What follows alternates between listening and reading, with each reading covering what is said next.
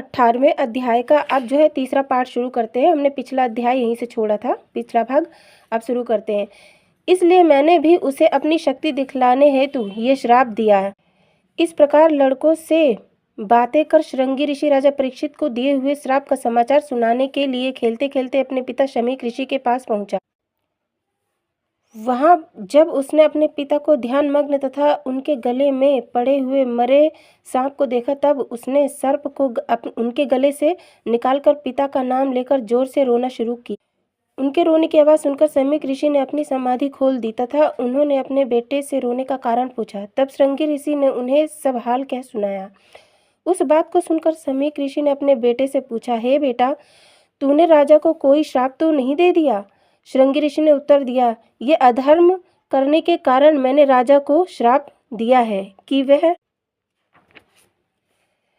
आज से 7वें दिन तक्षक सर्प द्वारा काटे जाने से मृत्यु को प्राप्त हो। शमीक ऋषि क्रोध करके बेटे से कहने लगे, अरे मूर्ख, तूने बहुत बुरा काम किया है।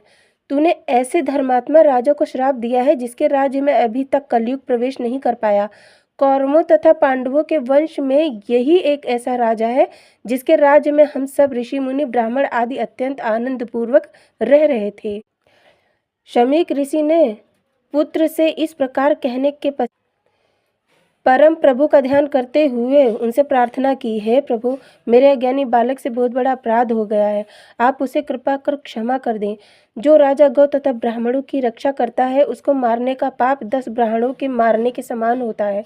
राजा के बिना देश में बहुत से चोर तथा पापी उत्पन्न हो जाते हैं, इसलिए राजा को मारने वाला चोर तथा अधर्मियों को बढ़ाने वाला होता है। इस प्रकार ऋषि ने परमेश्वर की प्रार्थना करके अपने मन में ये निश्चय किया कि राजा परीक्षित के पास इस श्राप का समाचार भेज देना चाहिए ताकि वे अपना परलोक सुधारने का कोई उपाय कर सके। यद्यपि इस बात को सुनकर संसारी लोग श्रृंगी ऋषि को बुरा अवश्य कहेंगे, परंतु फिर भी मुझे ऐसे धर्मात्मा राजा को अपनी मुक्ति का उपाय खोजने के लिए सूचना दे देना ही उचित है।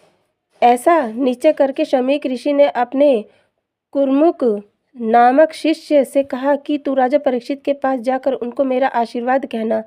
इसके बाद उन्हें यह बतलाना कि श्रृंगी ऋषि ने आपको 7वें दिन तक्षक द्वारा काटने पर मृत्यु होने का श्राप दे दिया है, इसलिए आप अपनी मुक्ति प्राप्ति का कोई प्रयत्न कर लें।